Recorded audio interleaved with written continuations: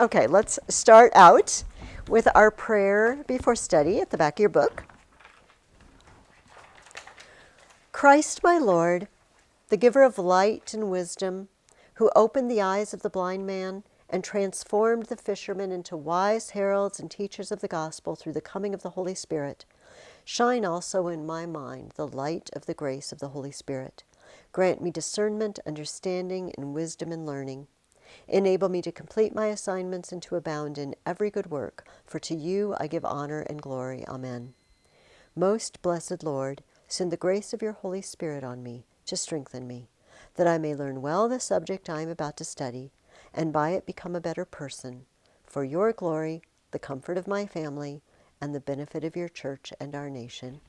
Amen. All right, you have just given me a paper on cathedrals, and we are going to spend a lot of time today talking about and looking at pictures of cathedrals. But I discovered on Tuesday that I talked too long about cathedrals, and I ran out of time to talk about your paper that we're going to do. So we're actually going to do that first, just to make sure we have lots of time, because we're going to do something a little different. Don't be afraid. It's not very different, just a little different, all right? But, and it's, just so you don't wonder, it's going to be about castles. Like the Warner Castle? Yeah, real castles in this case. Oh, I don't even get me started on Warner Castle. It was for sale a couple years ago, you know. Somebody bought it and they're going to turn it into a bed and breakfast. I wanted that to be me, My dad's been but it there was before. really expensive. It would be awesome though, and also I think, well, I think it's going to take some work, right? It needs some TLC, as they say. But yes, it'd be amazing. I will never live in a place like that. No, in this case, it's going to be castles. And it is because that is something you're going to be reading about in Dorothy Mills. But up until now, when we've been doing these papers, what have we done from sources? We've done cathedrals. What's another one where I gave you sources? Oh, the Bayeux Tapestry. Mm-hmm. And so this is nonfiction, right? So if we're going to write about it, we're going to have to go find someone who knows the truth about it and read about it. But every time I've just given you one source, right? Now, why might it be a bad idea if you want to write about something that's true to only consult one source? What do you think, Elliot? Mm-hmm. Hopefully they're not going to say whatever they want. But if I have 5 books on the moon, and 4 books tell me that the moon is made of various minerals and rocky substances and covered in dust, and the other one says it's made of green cheese. Maybe the one is right, but I'm more likely to trust it if every single one of the other 4 sources told me it's true. So I can have things confirmed. Every single source I consulted said this. What's another benefit to maybe consulting more than one source when you're doing research on something? What do you think, Gianna? More information that might not be in your one source. Because, again, I'm just pulling the moon. For some reason, the moon is always my test case. Apparently, I'm fascinated with the moon. There are probably not a lot of books that have everything you could possibly ever say about the moon.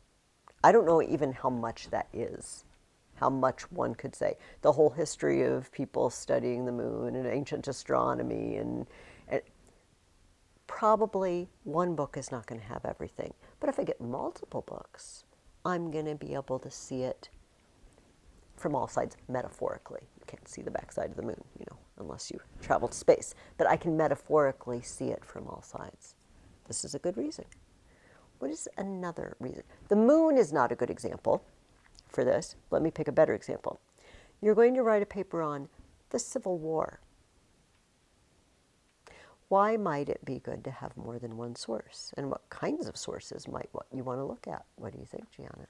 Well, in something like a war, you could see it from multiple sides. Somebody from the north who wrote a history and somebody from the south who wrote a history, it might be slightly different. They're going to come at it from a different angle. So depending on your subject, castles is probably not one of the, I don't know that castles are controversial in any way, but in some cases it might be. And you might want to get a different perspective. So what do we do when we have more than one source? Well, eventually you guys are going to get to the place that when you write a paper and you consult several sources, you have to tell the reader where you got your information from. Are you familiar with this? I'm not going to ask you to do that. We're not even going to do that in this class. You know, footnote and everything. That's a later thing. But there is a problem with it sometimes, and it is this. Sometimes we gather information and then we don't remember where we got it from. And then you're stuck. Maybe you got books from the library and then you send them back to the library and, well, shoot, I don't remember which book I got that out of, and now I've got to get the book back. Maybe you found a website that was amazing. It was the NASA website, but you can't find it again now. You can't find the page it was on because you didn't write it down. You just wrote all of your information down on one page, all lumped together, and you don't know what came from what. So I'm going to ask you to do something that's going to seem a little peculiar. But it's a good habit to get into because it will save you from that happening to you later. And it's keeping our sources separate. All right? So you're going to get a real outlining workout because we're going to make an outline from each source. So 2 sources. But before I give them to you, I would like us, it's going to be 2 paragraphs. That's always important information because 2 paragraphs means how many topics? 2 topics. We know the main topic is castles, but we're going to have 2 subtopics. Before we even look at our sources, can we think, what are some things we could write about having to do with castles? What's a thing that has to do with castles? A possible topic. What do you think, Gian? People that live in them. Okay, who lived there? That is a potential topic on castles. What's another one? What do you think, Elliot? Yeah, uses of castles. How they were built. How built. Got another one? This is one popped into my head that's related to uses. What's a primary use of a castle? Why do people build castles? For protection. So did they only have one way? Was it just because they had big walls? Did they have other ways of protecting? They had lots of ways of protecting, right? So we could just defenses, right? Means of defense. Okay, let's take a look at this. Who's in the castle? Oh, okay. How did we build it? How did they use it? How did they defend it? Do you think all castles are exactly the same? So what might be the title of a topic that could discuss The styles are different kinds. styles or kinds? So these all seem like things that most sources on castles might mention. These don't seem far out. So what we have to do next is look at our sources and just see, without maybe reading the whole thing, if we can get a vibe for what our sources talk about. Your sources are just going to be pages. But what if it was a book? How could you know what a book is about without reading the whole book? Title. Okay, the title, certainly. But what if it just says castles? That's the title. And you say, no, I want to know if they talk about any of these things. Table of contents. That is a wonderful place to always look. And you know exactly where you're going here. There's one other place you can look that's going to give you a really good idea of some of the topics. On like the back of the book, it has a summary. And, on the back of the book, there could be a summary. Also, often, do I have a book like this here?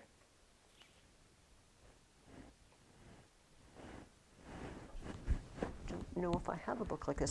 I'm thinking of an index. I have so many books. And seriously, I have piles of books, but no books with an index. Aristotle doesn't have an index. Oh, Euclid has an index. So, you know, in the back, there's just lists of topics, and it tells you the page numbers that they're on. You know, a lot of books have those, not fiction, but nonfiction.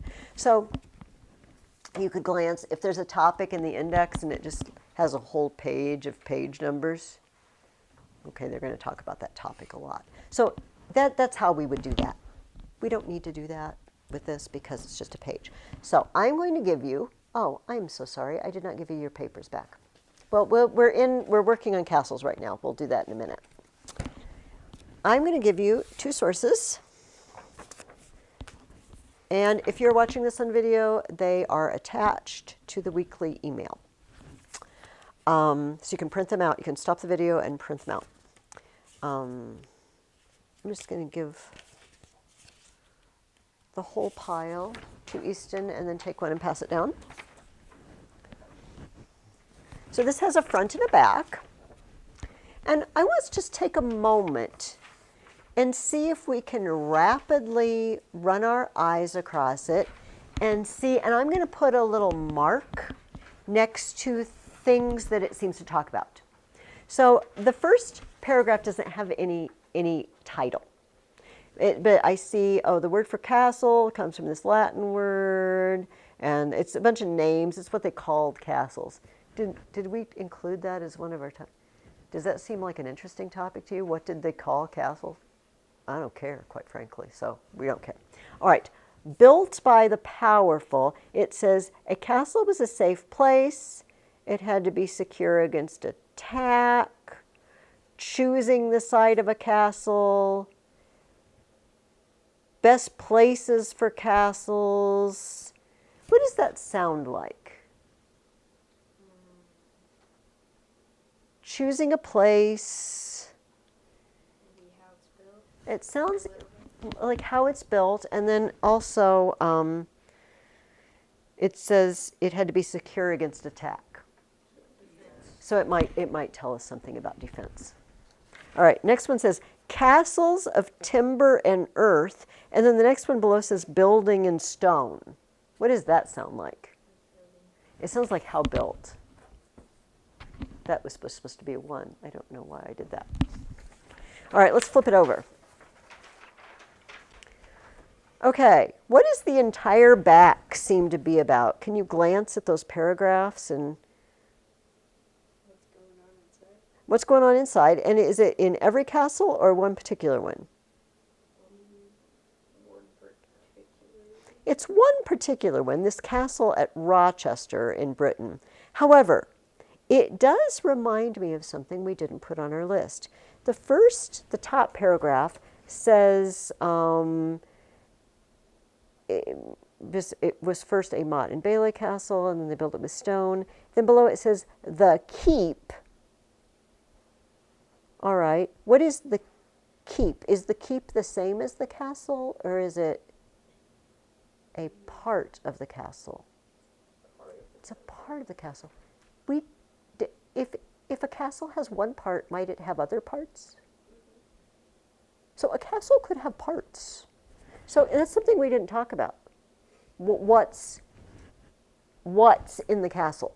The parts. So I'm going to put that. That's just one that we hadn't thought of. And apparently this tells us about one particular part of the castle, the keep.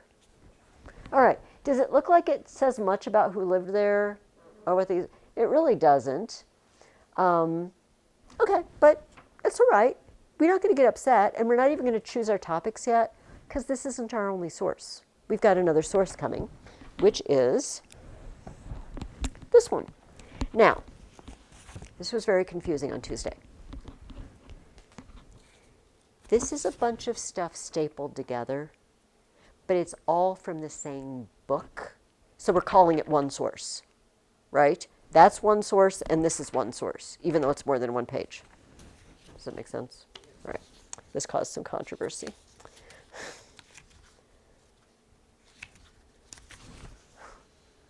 Do not tear them apart. This also caused controversy.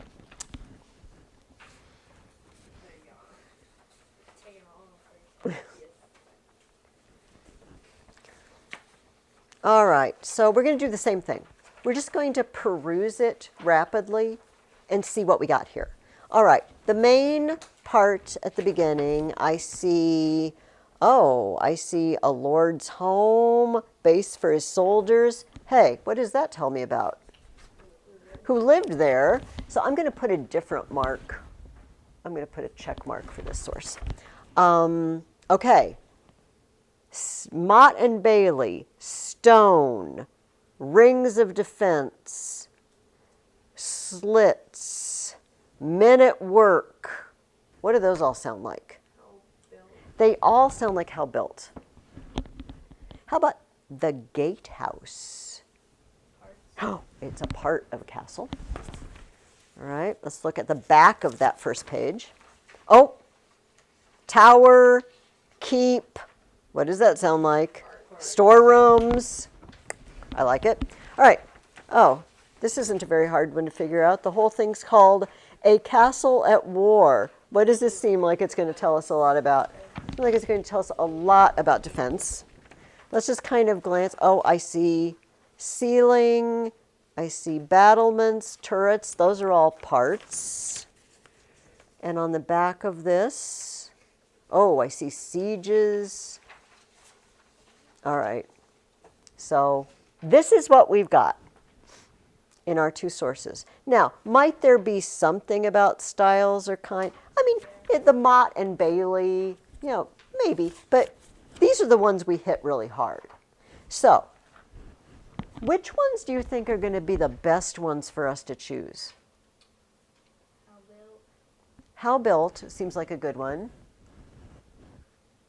And there was lots on defense, right? Because we had a whole one on castle and war. So we seem to have a lot on that. And there's another one we seem to have a lot on, in parts. So based on the sources that we have, those seem like three really strong ones, but you only have to pick two. We good with that? So I'm going to use it, leave it to your discretion. Although, if you start reading them, which I'm thinking, it's going to take you 15 minutes to read all of these 20, maybe half an hour if you read pretty slowly and you examine all the pictures minutely. It's not going to be a lot of effort. So if you are reading and you run into a topic and you say, wow, that's cool, and that wasn't one we talked about, pick it. It's fine with me. But I'm going to pretend to be you, and I'm going to hypothetically pick how they were built and parts of a castle. I'm just going to pretend, but you don't have to pick those. So here's what I want you to do. And I would like you to write this down. We're not going to make the outline together. I'm just going to show you how to do it because I want you to be able to choose what you want and the information that you think is interesting or important. I want you to get a piece of paper, and you don't want to fill up the entire paper with the first thing I write, because we're going to write several things on this paper, right? Source 1. I don't care which one you call source 1, but that's how you're going to start out. You're going to pick one of them and say, this is my source 1. And I want you to make an outline. Oh, well, I'm going to put 5, although you might not find 5. And since it's 2 paragraphs, we're going to make 2 paragraphs on our outline. After you write this down, you're going to grab whichever one. Oh, nope, we have something to do first. We have to write our 2 topics. What did I say I was going to do? How castles were built, although remember, you don't have to choose that one. This is just a sample. and I was going to write about parts of a castle. So I'm going to choose my 2 topics, and I'm going to write them down. Whichever 2 you decide to choose. Then I'm going to grab whichever source I've decided is source 1.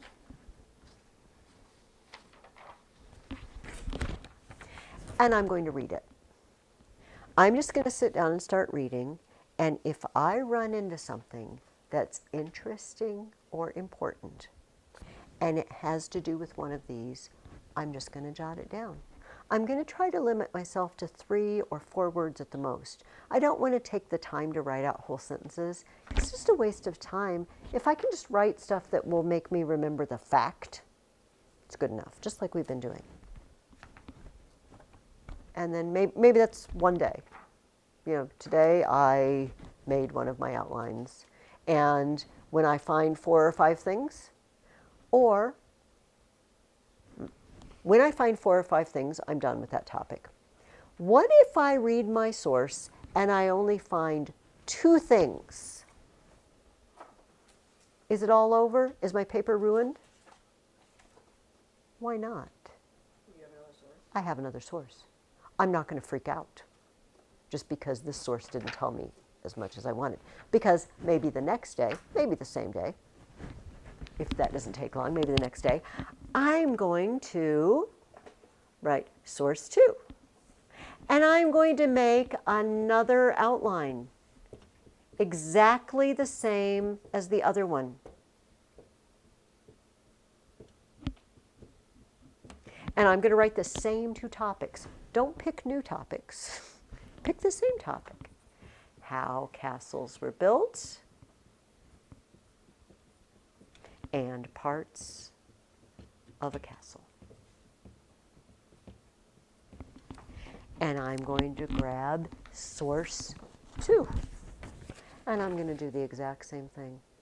Now, if it tells me something I already wrote down, I could write it down again if I want to. Maybe it will remind me that seems to be very important because both my sources told me. On the other hand, maybe you'll run into something you already wrote down and you say, I don't need to write that down. I already wrote it down. I already know that. I'm looking for new information. And so maybe, you know, maybe this source will only tell you 2 things, and maybe this source will only tell you 2 things, but we can put them together. So that's the second step. So maybe the next day, that's what you do. Now, I need to, can I erase this? Okay. Then, and by the way, if you were doing research, you know, you're in high school or college or whatever, you wouldn't just write source 1, source 2. You'd write all the information on the book, right? The publisher and the date and everything. And you'd be jotting down the page numbers. But this is just practice to keep our sources separate. Then you're going to make a third outline. And it's going to be just like the other 2, only this we are going to call our fused outline. We're going to fuse the 2 together into one. And this is the one we can write from. And it's going to have all of our information. So, I once again, I'll put 5. And this time I'm going to have a clincher sentence. Because this is the one I'm going to write from. And I want to remember that I should have a clincher at the end. So I have, these are my other outlines, okay? This is source 1. I already erased it. And over here is source 2, okay? And I'm looking at both of them. And I have this next outline in front of me. And I say, all right, this one was how they were built. And I've got all this information on how they were built and this information. What do I like?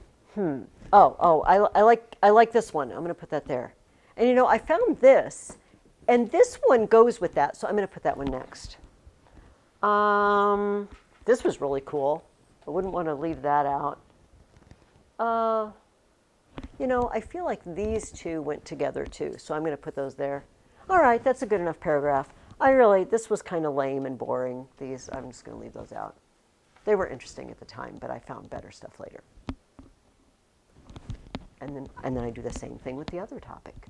I pick and choose. Sometimes I say, oh, that one and that one kind of go together. So I'm gonna write both those down. And you organize your information, and you leave out stuff that you decide, no, I just wrote that down because I was desperate. I really don't think it's that interesting. And then you've done almost all the work, because all you got to do is turn that back into sentences. And that you've done over and over for me, and it doesn't look like anybody's having trouble with that. Does that make sense? Does that process make sense? Awesome. That's what I want you to do this week with those two sources. I want you to include your parallelism 1 and your parallelism 2 and your strong verb and your alliteration. And does anybody want me to review any of those things? Any questions at all? We're good? Awesome. See, now we can just talk about cathedrals and Loki's terribleness to our heart's content, and we won't run out of time at the end, and I won't try to do that in 5 minutes. Here are the papers that I forgot to give back to you earlier. I have Ask Me on Gus. Is it okay? Can I ask? All right. Let's see, I have it. All right. So, never mind. Okay, that one, forget. Ignore that. You're a P2 though. Your P2, I think, is your made, shipped, and displayed. Yeah. Okay, but that's really a P1. Picture, symbols, words. It's just 3 words. I think what tricked you was that they were verbs. So let's see if we can turn them into phrases. He ordered the tapestry to be made as quickly as possible, shipped to the king over in England, and displayed in a beautiful building that they had prepared for a display. You see, and then you could expand each of them. Very good. Elliot, Easton. Oh, and I have Riley, but I did not know, so be here. All right. Yes, all of you seem to know what we're doing. No problems. Well done. All right, we will shift gears now back from castles to cathedrals. The first part of the chapter that I had you read, though, was more about monks and monasteries. Before we had our first class, we read about St. Benedict and the rise of monasteries. But the first question I asked you here is, over the years, what happened to many of the original monasteries that followed the rule of St. Benedict? What happened over time? Just to remind ourselves, first of all, when St. Benedict started his monasteries, he said, here's the deal. When you join us, you are vowing to do 3 things. You are vowing a vow of chastity. You're never going to get married. You're married to the church, basically. You're married to God. You are going to obey the abbot. You're going to learn to practice to not assert your own will. And you're going to make a vow of poverty. You're not going to own anything. And we're going to live this very simple life.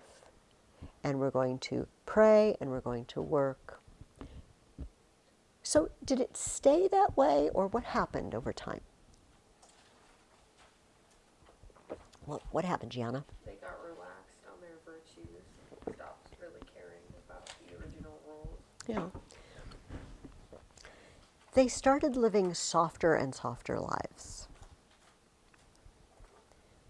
They still weren't allowed to own anything. Each monk didn't own anything, but the monastery could own stuff.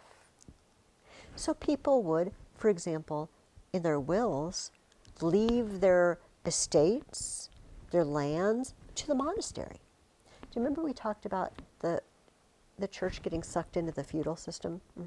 So they got left lands, and so who's going to manage the lands? Well, now he's a full-time estate manager. He's not really a monk anymore or an abbot. And then they maybe sell the produce off the land, or they're gaining interest off the land. And what are they going to do with the money? They could give it to the poor. That would be a really good choice. Or maybe they might buy better clothes and better food.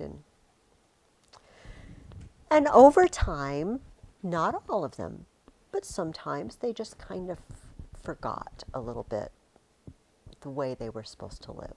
So the second part of that question, I asked you, what monastery was founded to combat this problem? And actually, I got several answers. There's several monasteries mentioned here, so there might be more than one answer. That's fine. But what did Cluny? Did you say Cluny? Are we taking a vote? Do you have another one? Oh my gosh, I can't read my handwriting. See, that's tragic. If it makes you feel any better, sometimes this happens to me too. I make lists for the grocery store and then I don't know. What about you ladies? Cluny? Cluny is the one I was fishing for. It says, at Cluny in Burgundy, which is in France, a number of reforms were introduced and the discipline made stricter. It says in 1098, a second Benedictine monastery was founded at Citeaux in Burgundy, and like Cluny a century earlier, it became the center for reform and a stricter observance of the rule. So there were a couple mentioned here. So strict observance of the rule, poverty, chastity, obedience, but also we get a rundown of the typical day of a monk. I just wanted to go over that and see what you think. Just before midnight, a bell rang, and the monks rose, dressed, and passed in silence to the choir of the church for matins, the first of the offices of the day. By office, it means you go and there are set prayers, psalms, responsory singing, just before midnight. Okay? After a short interval, lauds was said, and then the monks returned to bed. At 6 in the summer and 7 in the winter, they rose again for prime. This was followed by an early mass, then a very light breakfast, and the morning meeting. At 9 o'clock, tierce was said, and high mass followed soon after. And from then until 5, the monks dispersed to their different occupations. The offices of sext at noon, nones at 3, and vespers at 4 were attended by those monks whose work did not take them far away. At 5, the single real meal of the day was eaten. During the meal, one of the monks read aloud. After a brief space of leisure and recreation, the last office, Compline, was said. Then the day was over, and silently the monks went in procession to the dormitory. By 9 o'clock, sometimes even earlier, they were in bed. And the time of the great silence was observed until the ringing of the bell just before midnight at matins. And it starts all over again. What do you think about that?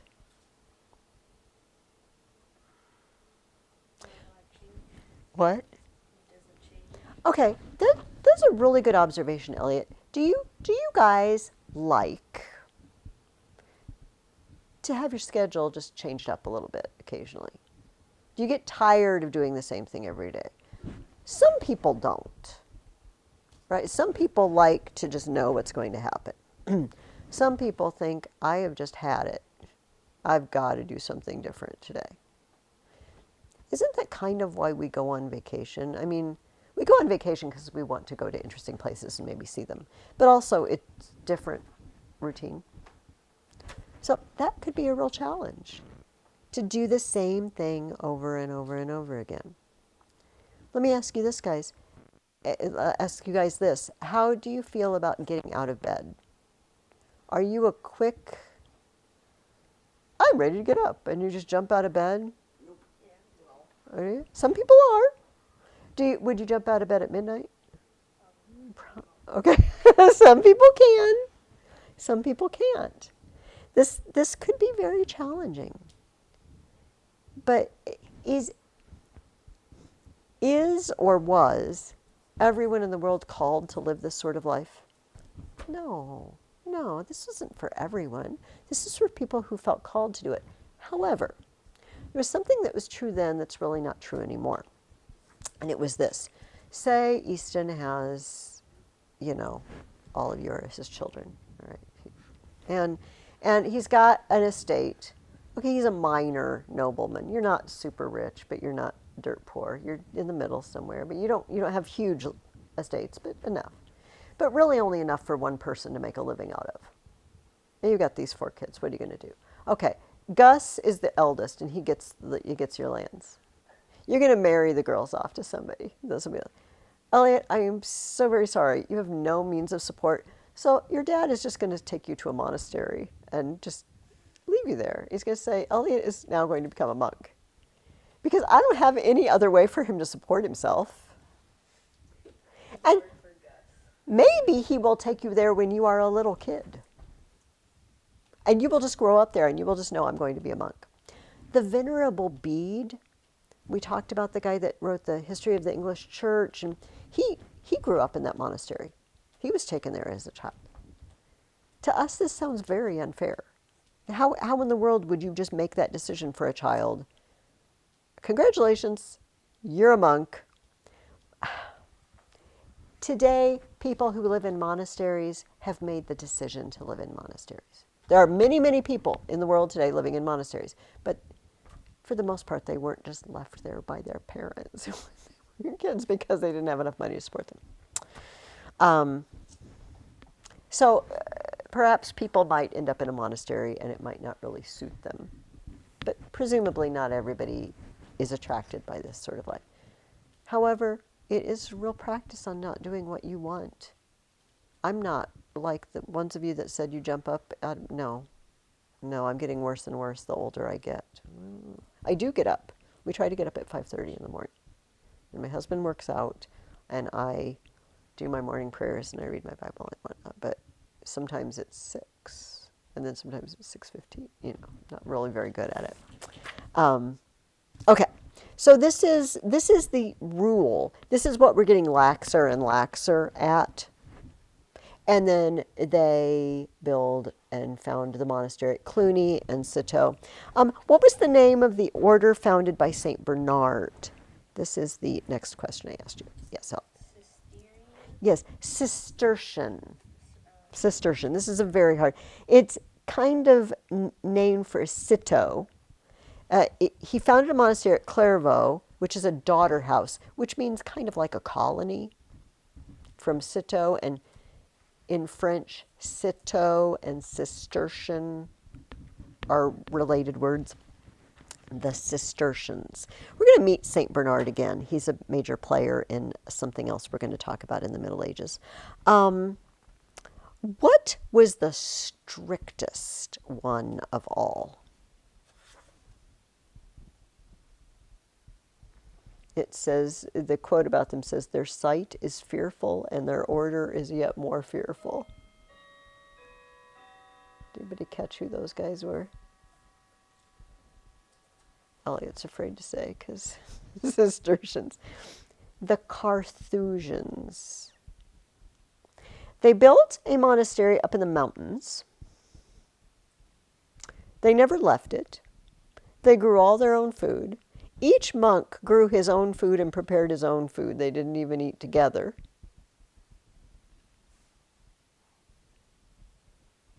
He only went into the church for Mass and the night offices. All the others he said alone in his cell.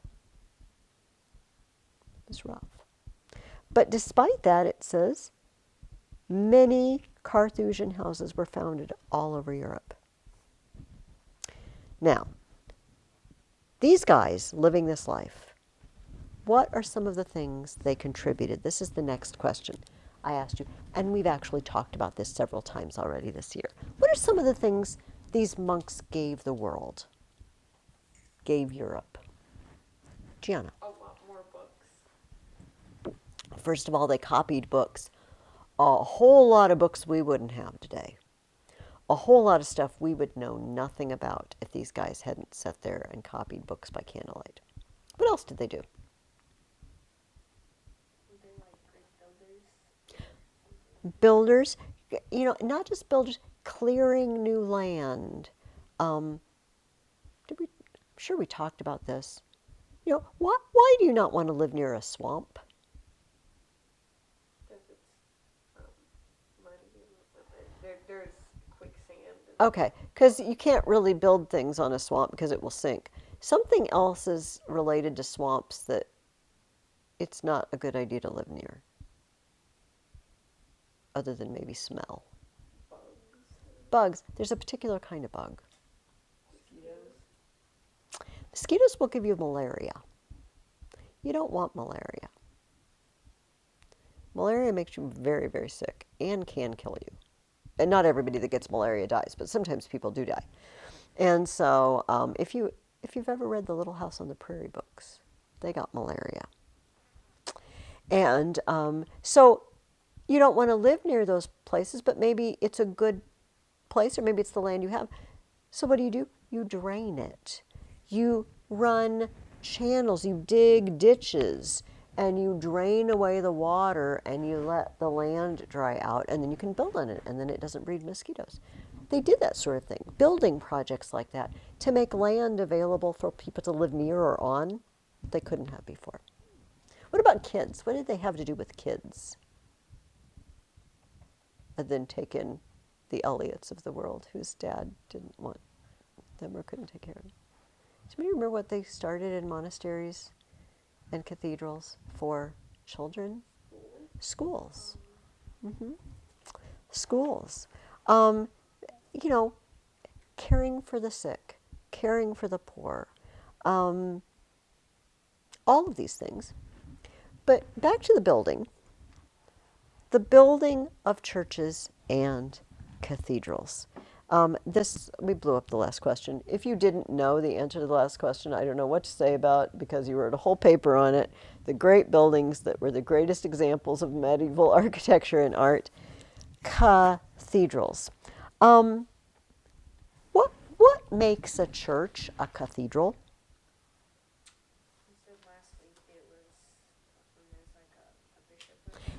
It's the bishop's seat. So cathedra is actually a Latin word, and it's a kind of chair.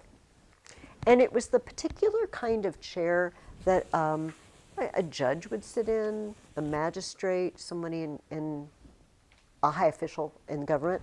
And because when the government started falling apart, because the Roman Empire was falling apart, the guy who was in charge was often the bishop of the area. He was the only government there was for a while. So he would sit in the chair, the cathedra, and the place where his chair was came to be called the cathedral. Let's see how much time we have. I want to, actually, because I can with you guys, let me go just a minute. I have this big art book that I didn't want to haul on Tuesday.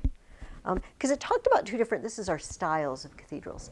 The first cathedrals, Dorothy Mills tells us, were kind of heavy and boxy, and they were called Romanesque, which makes you think, okay, apparently they're like Roman buildings a little bit. The Romans built, picture Greek and Roman buildings, picture temples. There's a Greek temple up on the wall there in that picture. See that big Greek temple? It's heavy. It's boxy. It's massive.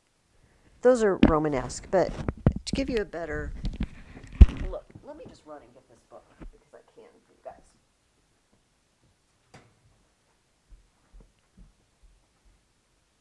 I love having classes at my house.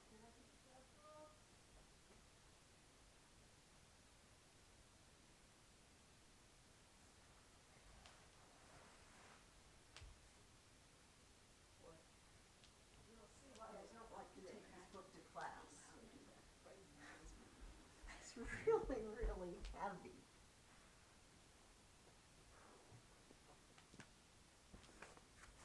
Let me hook this back up before I forget.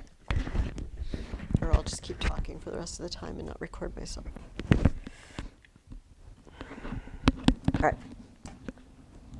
Yeah. Okay, early Byzantine.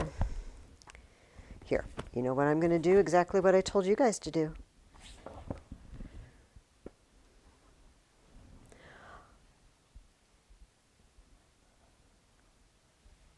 Oh, I'm in the wrong. I have to know my alphabet, don't I?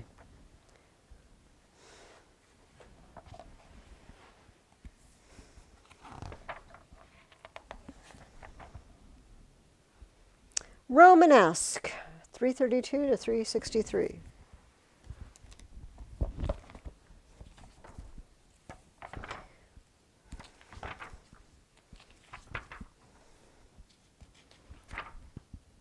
Okay, here's a good look. Here's an inside. This was built about the year 1000. Just kind of get a feel. Look at the walls. They're really thick. I mean, they've got arches and everything, but they're really thick and they're really heavy. And it's pretty dark because all the windows you have are up there. Can you kind of get a feel for? And it's just one. This is the floor plan. Is one long aisle almost of just massive. I wonder if I can. There's the floor plan, and there's the picture of the Romanesque interior. Let me see if I can find a good picture of the outside. Okay, that's not. Oh, here's the St. Bernard of Clairvaux. All right, it looks like that is, just a second. Here, I'll show you this one. This one, we've changed it a little bit. We've got a slightly different floor plan, but again, it's just, see the tiny windows, and it's massive. It's just really, really thick and heavy.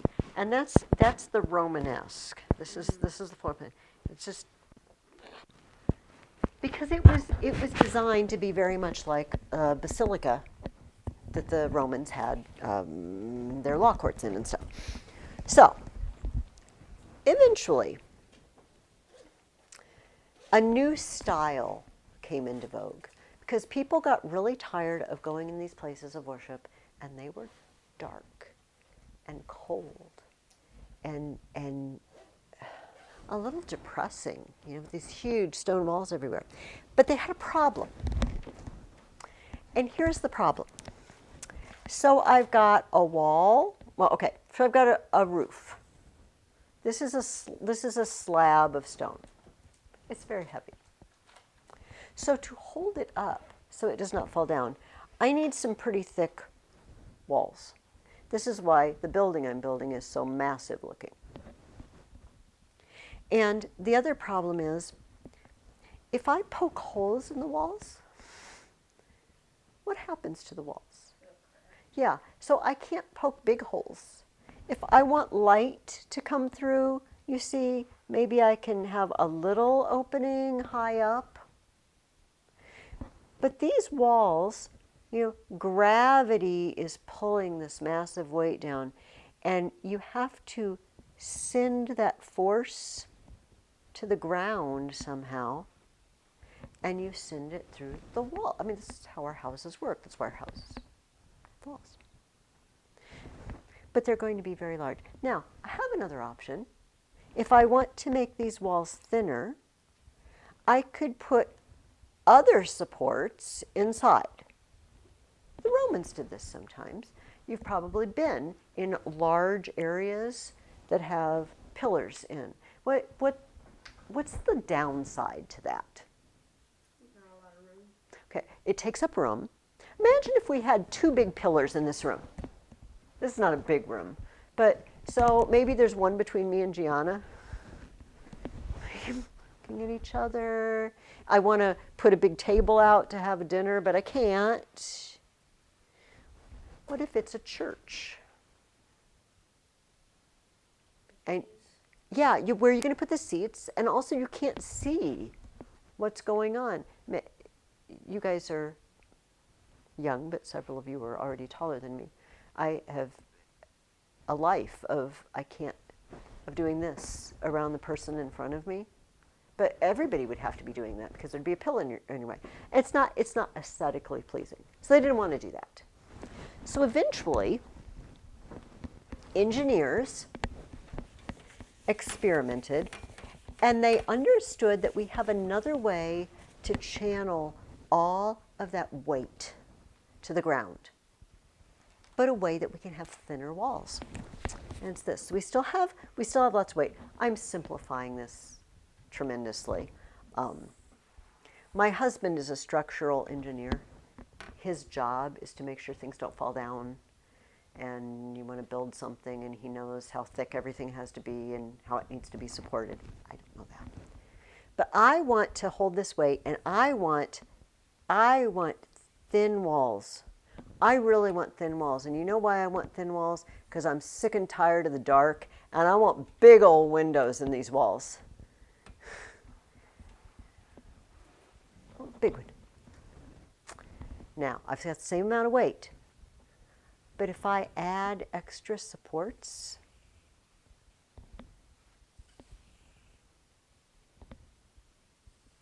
if my husband was here, he'd be laughing at me right now. Okay, I won't do both sides.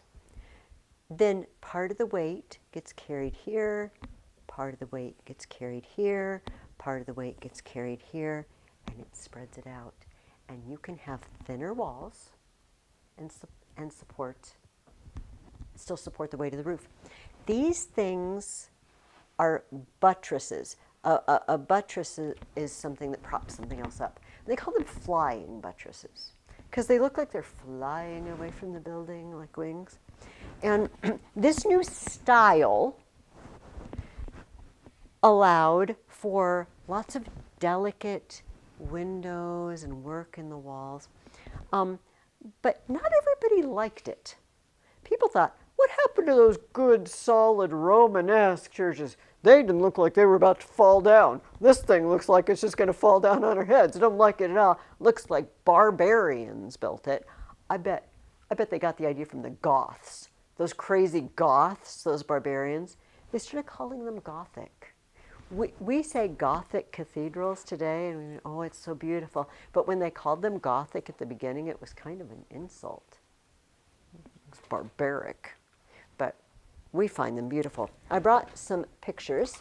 First of all, this is a transitional one.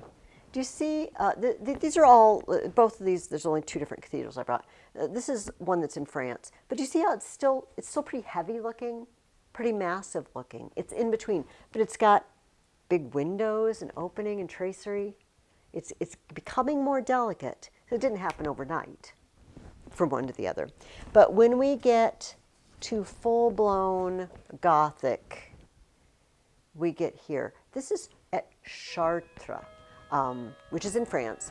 And what I wanted to point out, I'll come around, the flying buttresses, you see? Here's one, here. All these things, here I'll show the two of you, sticking out on the side. They're the supports, but you see behind it, it's this big window.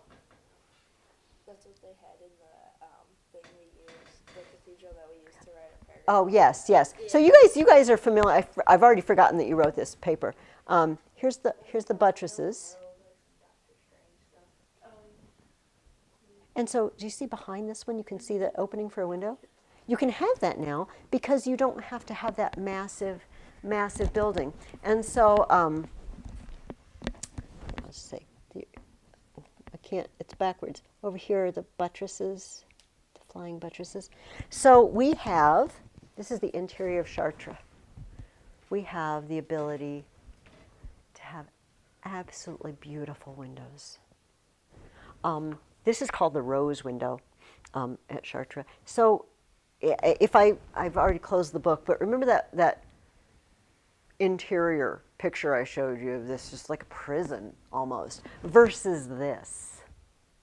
where the light is coming in, and these windows became themselves works of art. This is actually a series, it's from the same cathedral, it's the life of Charlemagne. For scenes in the life of Charlemagne. So there were some historical pictures, but mostly it was Bible scenes, Bible pictures. And not everybody could read and write in the Middle Ages. Not everybody had a chance to read these stories or hear these stories. So sometimes they refer to these stained glass windows as Bibles in glass. The cathedral is a Bible in stone and glass because everything about the building and the statues and the pictures told you the stories, even if you couldn't read them for yourselves. Truly, truly beautiful. In today's email, I sent out a link. This is a fabulous book. Love this book. David Macaulay is an engineer and a historian and an artist, and this is this tale of the building of a cathedral. And they, years ago on PBS, they made a video of it, and it's on YouTube. It's 57 minutes long, and it's part of it's animated because this is a fictional account of a fictional building, and it's interspersed with David Macaulay visiting cathedrals today. So I highly recommend it. If you make some popcorn, get a snack, sit down, watch the video. I'm going to just show you a few pictures from the book. We have the buttresses, right? The flying, but in this case, they're joined into one. But they leave the space.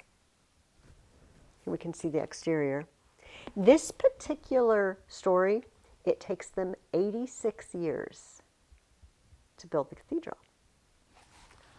All the way from the plan. First of all, let's just stop and take a look at the floor plan of the fictional cathedral here. But it's representative of most of them. What shape is it? A cross. It's a cross. Do you think that's just a coincidence? It's not. Remember, this is a Bible in stone and glass. Everything about it is communicating something about God to you. And so it's in shape of a cross. It used to be, and it still is often, they faced east. So the congregation, so here's the apse, here's where the priest would be and the choir and everything. So everything would face east because, two reasons. For Europe, Jerusalem is in the east. Second of all, most importantly, the sun rises in the east, and Christ is the light of the world. So we look towards the rising sun in the east. The part where the congregation would be is called the nave. The nave. And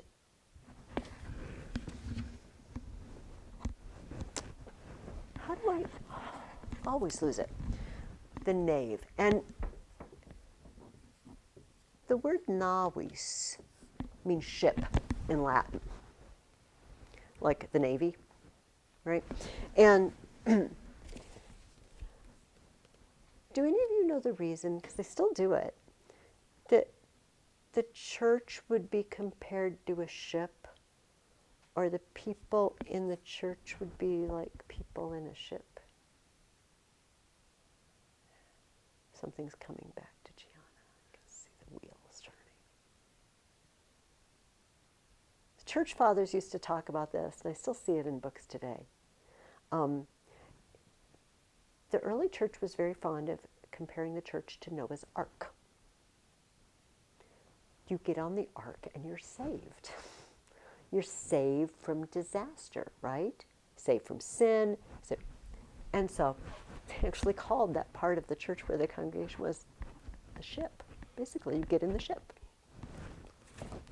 So they have to plan it. They have to clear out a space. And here in this, I love this picture, they've dug the foundations just for the apse, just for the round part. It's going to be huge. But remember, only man-powered machinery. One very fun machine for hauling things up to the top would be very much like a hamster wheel, only for people. And because it's so big, the bigger the pulley, the bigger the wheel, the bigger the load you can. So how do you turn it? You get in it and walk it. You power it with your whole body, like a hamster wheel, and you haul stuff up from very, very, very far down below. I saw one of these. It wasn't a cathedral. I went to a walled city, Carcassonne, in France. I went to several. I think it was that one. Anyway, they had one of these still. They didn't use it anymore. But they used it to haul things up to the higher stories in the towers, but they used prisoners to walk them. It was a punishment. So instead of being in prison, you had to walk the wheel. You had to just be there in the wheel. And then when somebody wanted you to pick a load up, you had to walk it. I don't know that it was super strenuous, but you were a prisoner and you couldn't leave. So it takes these people in this particular book 86 years to get to their beautiful cathedral. I think the longest one we know of it was 500 or 600 years before it was actually built. I think this is really interesting because would you guys agree that today we like things to happen fast? I like things to happen fast. Do you ever get anxious because the microwave is taking too long to heat up your stuff? It's a microwave, for crying out loud. You know, when I was little, this is another old person story, there were no microwaves. There's no warm something. I'm going to go warm up my tea in a minute because it's going to cold. You have to put it in a pan and warm it up on the stove in a saucepan if you wanted to warm something up, or stick it in the oven. And it takes a while. Microwaves are so fast. We like everything to happen fast. Is there anything we do today that we do now, but we know we're not going to get any benefit from it for a long time? Maybe not 86 years, maybe 86 years, maybe not hundreds of years, but savings accounts. Sometimes people start accounts for babies, a college fund or something like that. Planting trees for a windbreak. Planting trees, planting a hedge or trees for a windbreak, yeah. Especially if you're planting the trees for a reason. I want these trees to be a windbreak for my house. Or I want them to be shade so my air conditioning bill isn't so high. Or I want fruit trees. And maybe you're going to have to wait a really long time. So we do still have some things that we're willing to invest in, but not very many things that maybe we won't even ever see in our lives. But a lot of people started a cathedral and they never lived to see it finished. That blows my mind because I'm just so used to things happening quickly. You know, they built a new bridge over the river, right, for 74. Imagine if they started that and they said, yeah, it'll be done in about 80 years. So all of you people who are older than 10 years old, you're probably never going to get to drive across this bridge. None of us would put up with that. Partly we don't have to because we have machinery to help us and different techniques. Partly we don't care if it's pretty.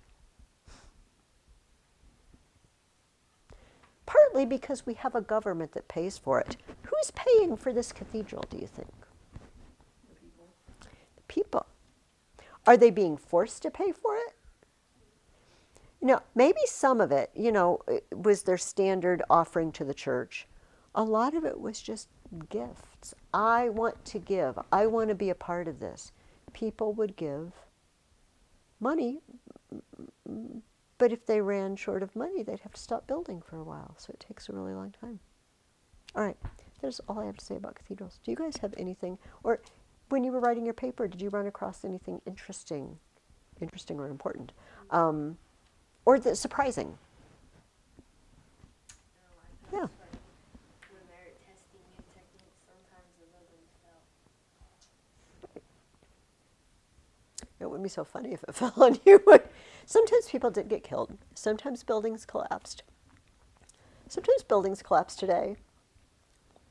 Often it's not because they're testing something, but it's because they use cheap materials today. But yeah, who's the first person who says, hey, let's build this really heavy thing, but let's give it really, really narrow walls, but let's build supports on the outside and see what happens? They do say, maybe it said this in your source, I've read this in other places, that the first Gothic cathedrals, some people were afraid to go in them because they were afraid they would collapse. I don't trust it. But it turns out it doesn't collapse. And amazingly, like Chartres there, I mean, these are still there. And they've survived World War I and World War II, and it's pretty amazing that they're still there. They've survived for centuries, and they haven't fallen down. Okay. Anything else that was interesting, surprising? If not, I want to talk about the children of Odin. Did this book end on a happy note or a sad note? How many happy stories are there in this book, would you say? Not very happy. Not very happy. First of all, what's going to happen to Odin and Thor and the rest of them? They die in Ragnarok. The gods are going to die. There's going to be a few left, but the gods are going to die. The sun and the moon then are going to disappear because Fenris the wolf, right, is going to eat one of them. That's not happy. I'd like to talk specifically about the story that's not about the gods that you read, about Brynhild and Sigurd and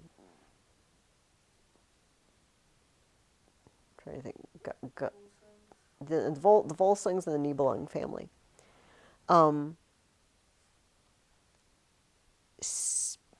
Brynhild, let's start with Brynhild. She's a Valkyrie. What's a Valkyrie's job? What is a Valkyrie, first of all? Is it human? Is she human or okay? It's not human. Not one of the Aesir or not a high up god, but not mortal either. What do the Valkyries do? You were going to say something, Gianna. Fight for Thor and Knuckle from Odin. Odin. They don't. They are present at battles. They don't. Yes and no. They have this particular job that has to do with fighting. Odin picks fighters, and the Valkyries snatch them away. In other words, make sure they die in battle. Why would they do that? What do they want these guys for? Do you remember? Seems kind of mean. They want the other side to win. Sometimes, yeah, and often that's the case, but often they pick individuals and say, that guy needs to lose. That guy needs to lose. Do you remember why Odin would do that? Let me read this. This is on the chapter called The Valkyrie. Okay.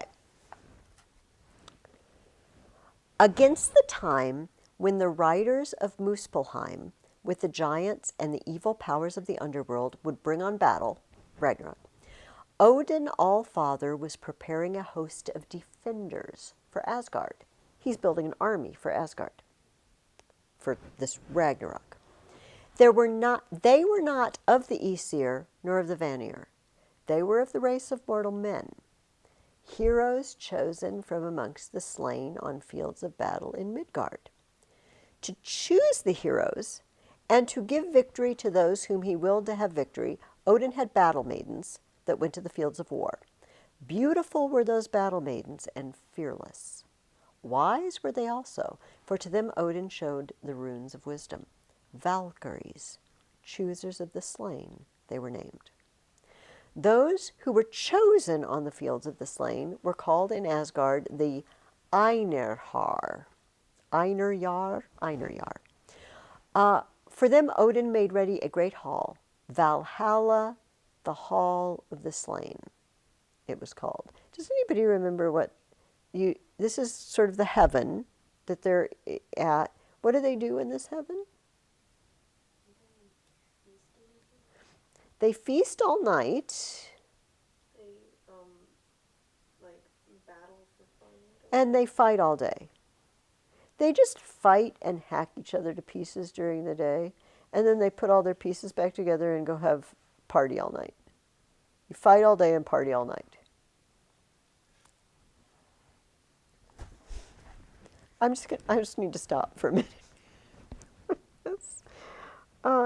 It's just so sick, but it's kind of funny at the same time. What can we tell about a group of people, the Norse, the Vikings? That's their supreme heaven. But it doesn't matter because their gods are all going to die anyway. What kind of people? These are their stories. Are they generally happy, optimistic people? No, it's all going to end badly. But I'm assuming that none of us here, our idea of heaven, our idea of paradise would be fighting and hacking at each other to pieces and then partying all night. I mean, this is the highest, and I think I'm being a little silly. I don't think they would see it that way. They'd say, winning honor on the battlefield. You know, maybe they'd say it like that. Honor and glory in battle. That's what we want. But still, I just feel like it gives us a window into the people who tell these stories, that these are the kind of stories they tell. So this is what the Valkyries do. Now, we hear of this particular Valkyrie named Brynhild. And Odin said, she had a young guy named Agnar, and she was the president of his fan club. She had the T-shirt. She loved Agnar. But he was in battle, and Odin said, no, Agnar's going to die and the other guy's going to win. I want Agnar. I want Agnar in Asgard. I need him as a defender. It's kind of a compliment in a way. Brynhild knew the will of the All-Father, but to Agnar, not to Helmgunnar, she gave the victory.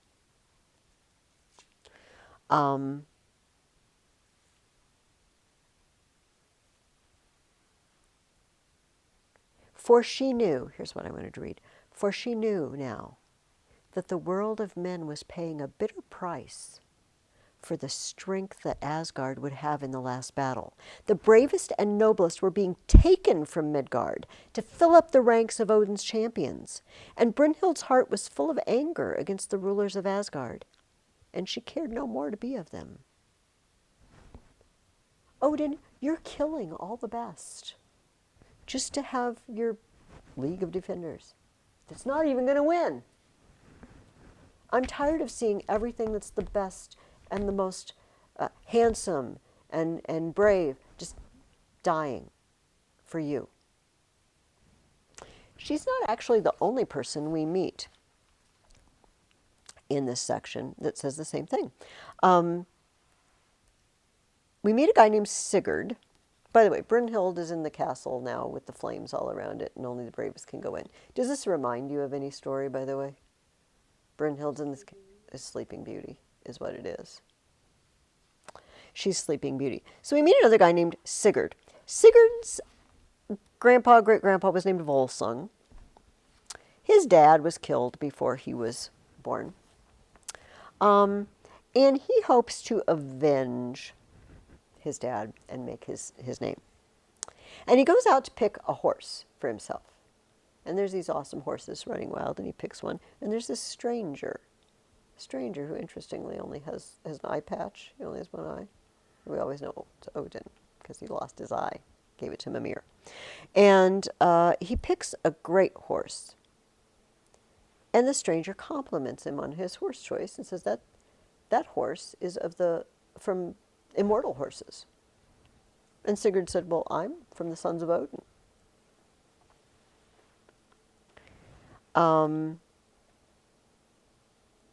he lists his dad and his grandpa and his great-grandpa.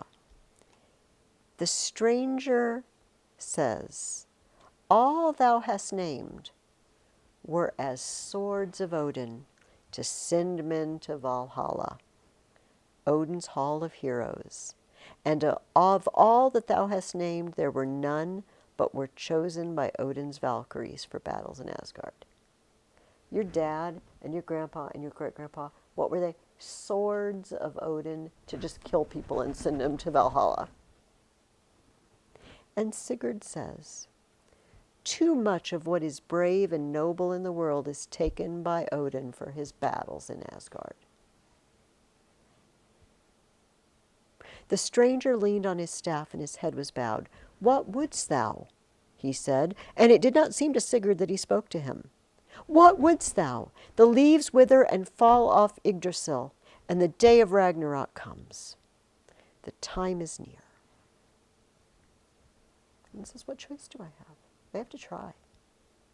Okay. Sigurd goes through the fire and meets Brunhild, and he leaves something. Oh, actually, we need to go somewhere else first. Who's Fafnir the dragon? The one that Otter's brother. Told you not to forget Otter. Regin, who's training Sigurd, and Fafnir, who has turned into a dragon, are Otter's brothers. Where's the where did they get that horde, dragon's horde that Fafnir is guarding? That dwarf Andvari, yes, as his dad said, I want you to cover every hair on Otter's skin with a piece of gold. And here it is. Here it is. And do you guys remember the ring? So, Sigurd kills Fafnir. He goes in, finds a helmet of gold, an arm ring, and there was a small finger ring with a rune graved upon it. Sigurd put it on his finger, and this was the ring that Andvari the dwarf had put a curse upon when Loki had taken it from him. He goes in through this fire. He's the bravest guy in the world, and he's worthy of Brunhild. They gazed long on each other, but little more they spoke. Then they held each other's hands in farewell, and they plighted faith, promising each other that they would take no other man or maiden for their mate. And for token of their troth, Sigurd took the ring that was on his finger and placed it on Brunhild's. Andvari's ring it was. Do not mess with cursed rings. This is the lesson of today. Because does their story end well? Lots of dying. Lots of dying. When Sigurd has a spell put on him to forget Brunhild, and then he wins Brunhild for the Nibelung son, and then he marries the Nibelung sister, and then he remembers Brunhild. Oh, it's bad. I have a feeling this is the library. Just going to. Oh, that doesn't work.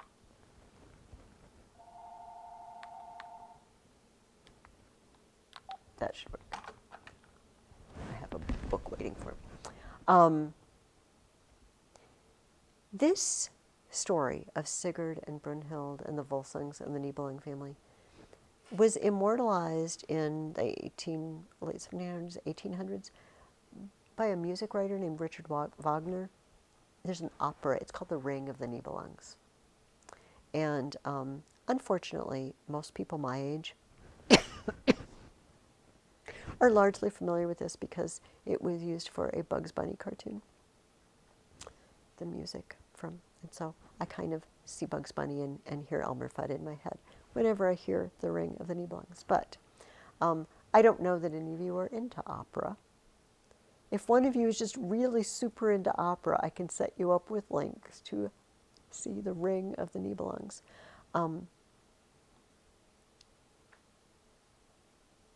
I want to talk about this cursed ring and this cursed dwarf hoard. What did Vikings, going back a few weeks, I asked you on the reading guide, what is the Viking job description generally? What do we think of Vikings doing? Pillaging. I kill you and I take your stuff. This is the job of a Viking. Amassing hoards of stuff. You know, they did not think twice about robbing cathedrals. Or full-scale cathedrals like this, Romanesque maybe. Beautiful churches, castles. They would take it all and get rich on it. But what does that story about Fafnir and Andvari tell us about hoards of treasure? Do we ever see a hoard of treasure that's good for you to have? Hoards of treasure never turn out to be good. Hey, remember Beowulf? That dragon had a hoard of treasure too, right? And does anybody remember what they did with it? Did they keep it? What did they do? They buried it because it had a curse on It it. had a curse on it. This is also very interesting to me. This group of people, as we looked at, I mean, they were settlers, they were farmers, some of them weren't just pillagers. But a lot of them pillaged. It's not a made-up thing that Vikings went around pillaging. It was a legitimate thing that they actually did. But they tell stories because Beowulf is also a Norse, an Anglo-Saxon story. And amassing treasure always ends up cursed or bad. How do we fit those two things together? A group of people who make their livings going around stealing other people's stuff and amassing hoards, but they tell stories about how that's not going to be good for you. What do we think about that?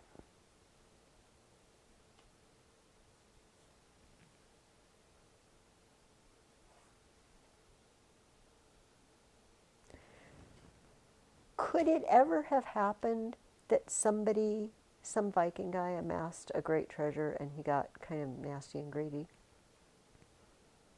He turned bad. Let's all be honest. You don't have to answer this out loud. This can be a rhetorical question. But is it possible that sometimes when we get what we really wanted, all we do is we turn right around and we want something else? I'm guilty of it too. I don't enjoy the thing I wanted really bad for very long before I want something else.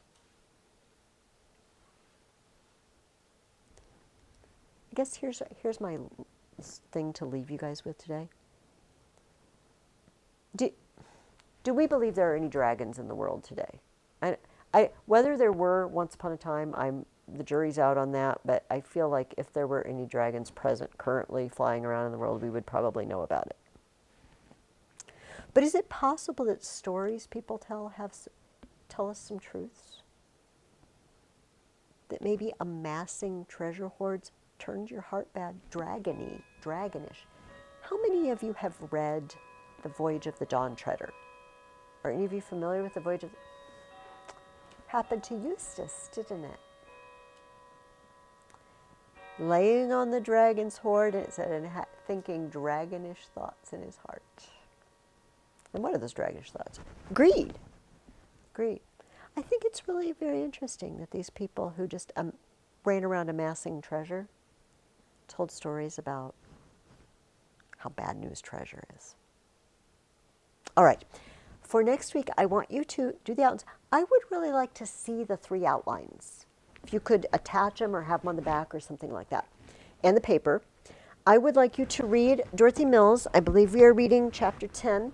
And in chapter 10, we're going to revisit the feudal system. I told you we were going to talk about it again in a little more in-depth, and also castles. And we're going to start a new book. And this is the last thing I need to tell you guys what pages to read. It is King Arthur and the Knights of the Round Table. It is a lot of fun. Is there anybody here who's never heard of King Arthur? It's totally okay if you never have, but it's fairly well known. In my copy of the book, it's pages 3 through 78. But what it is book 1. All right, book 1. I think it's got 5 books, sections, right? And each book has chapters. And what we're reading for next week is book 1. By the way, this looks like a lot of pages. My book has pictures in it, and the print is pretty big. It's really not it's not all that much. And it's a fun read. It's not difficult, and it's lively. And there's lots of jousting and sword play and whatnot. All right, any questions, comments, problems? Awesome. I will see you next week.